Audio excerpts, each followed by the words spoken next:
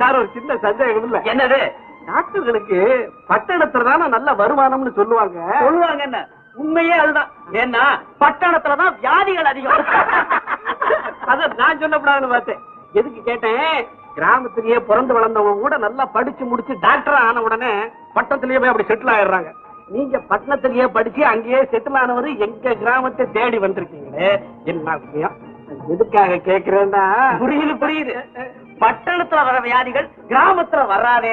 அப்படி இருக்கப்ப அங்க கிடைக்கிற வருமானமும் இங்க கிடைக்காது இல்ல. அந்த அளவுக்கு வருமானம் எனக்கு தேவையில்லை.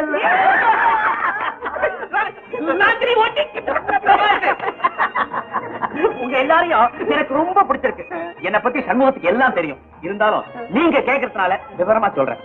நான் ஒண்டி கட்டேன், அதுலயும் அனாதை. என்ன அனாதைங்கிறாரு. பின்ன எப்படி டாக்டருக்கு படிச்சாரு அதானே கேட்க போறீங்க? இவர் பெரிய காந்த டாக்டர், அவருக்கு ரொம்ப கம்ப்யூட்டர் படிக்கிறாரு. அதான்